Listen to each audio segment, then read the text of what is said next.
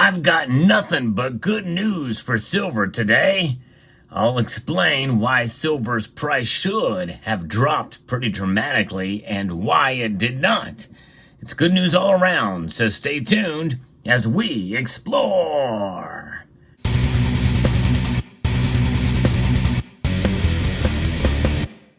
Yes, indeed, silver's price did fall today, but not by a whole lot. In fact, I thought for sure after what I saw earlier that the price of silver should have dropped by at least another 2 or 3% today, but it hasn't. And a lot of it is just they're waiting. It's kind of in a midweek slumber here for silver's price, and gold as well too, although gold actually dropped more than silver today. It reacted more dramatically. Moments before the markets close, gold is down $22.10, down almost a full percentage point, down 0.95% to $2,298.40. Silver was trading above $29 for a while earlier in the day, but now it is down 7 cents to $28.83. That's a quarter of a percentage point drop. Notwithstanding, it's mixed on the platinum group metals, with platinum up over 2% and palladium down over 1%. So what's going on here? Why is this occurring? Well, silver is not moving, and it should, because the dollar index is up fairly substantially today. It's over 106 right now, a 0.38% increase. And usually those kind of moves tend to lend to being a dramatic fall for silver's price in any given day. The dollar really does dominate in times like this, but the reason why it's not moving a whole lot is because it's a wait and see attitude for where silver's going to go, and gold by the end of the week with the release of the May personal consumption expenditures report that's going to be coming out. That index is going to be released by Friday. So it's kind of a wait and see attitude, I think, with regards to that. And what's going on that was gold still reacting more so than silver in that regard. But you think about it, silver is an industrial metal. And I think it's acting as an industrial metal here, because if it's going to be a positive report, and I think it probably will be, what does that mean? Well, I'll explain that in a little bit. Then that means there's probably going to be more demand for silver. More demand for silver means that the prices are probably going to go up. Supply-demand fundamentals will come into play there more so with silver than so much for gold, although it does happen with gold, but in a different way. Gold is seen as more of a monetary metal, and central banks have been accumulating it at record pace over the last few years here. I've documented that regularly on this channel. Silver, on the other hand, has a dual purpose. It's a dual role. It's a duality metal. And we're seeing it, I think, trade, in a sense, pretty much kind of like an industrial metal today. And one thing we also have to note is copper prices. And copper's prices are down slightly as well, too. Not a whole lot, but, copper's been trading near an all-time high. It did top out at just over $5 a pound. It scaled back from that, but still well above $4 a pound.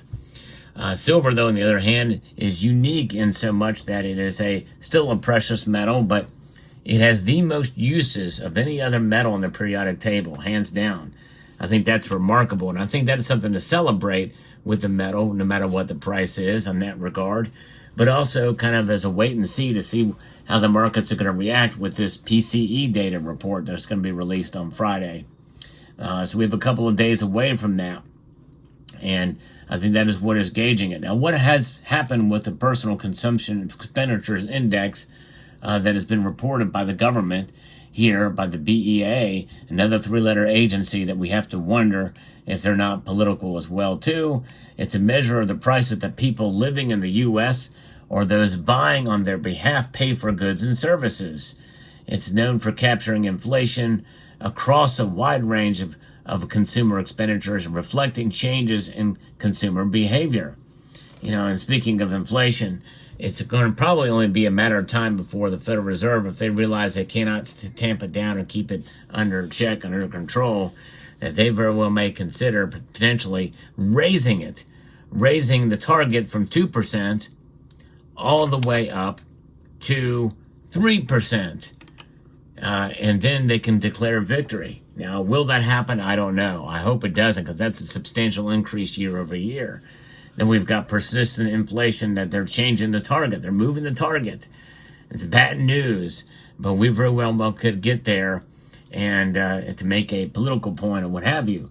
So over the past 4 times that the personal consumption expenditure report has been released, these are the numbers. In January, it's 2.5%.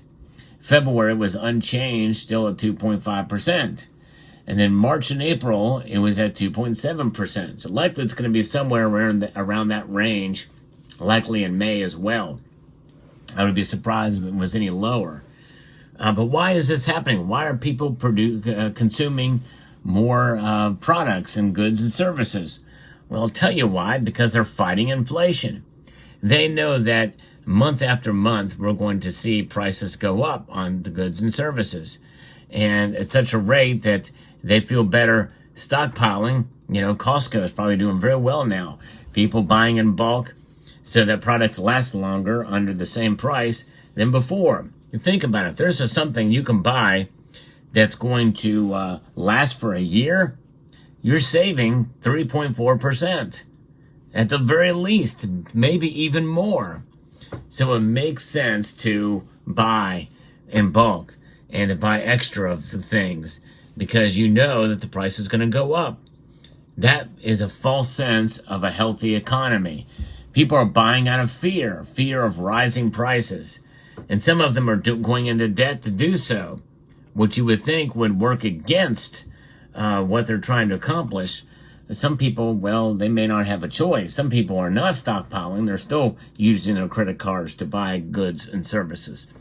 So it just depends on your angle and your point of view. People have got to eat. People have got to live. And, you know, they've got to have some certain services that are done. Money has got to be spent somewhere in some way. Or else people are going to be experiencing some real hardships. And people don't want that. But people have the means to do it. Right now, we are in the most debt-based society, credit-based society, than we've ever been in the history of these United States. Back in a time when you had no choice but to be fiscally responsible in the 30s, well, if you didn't have, you just went without. And there were some things that were obviously considered, extra or above and not necessary. People just didn't buy those things. Just weren't available. Well, there's so many different options for us right now.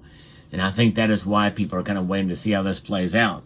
So demand includes demand for products containing silver. This metal right here is a metal that is going to be utilized in a lot of products that even some people need when you think about it. And needs today are much different than they were in the 30s. And so I think that's why silver didn't get hit as hard today. But depending on what the numbers come out, if they come in lower than expected, well, then that might mean that they're going to raise lower rates in September. And if they do that, then watch out. Metal prices are going to shoot up. We'll see silver shoot way back up above $30, maybe even $31 if that occurs. If the numbers come in better than expected, or even right around where they're at, then more than likely silver is going to stay in this area, maybe even fall a little bit more, especially if the number comes in higher, which indicates a better economic situation, at least on paper or according to the data. Of course, the data doesn't tell you the whole story, and that's another thing that a lot of these politicians are missing. But they don't care about that. They want to use the data, and they will massage it in any way, shape, or form so they can make a point, a political point. And mainly that political point is for re-election. No question about that.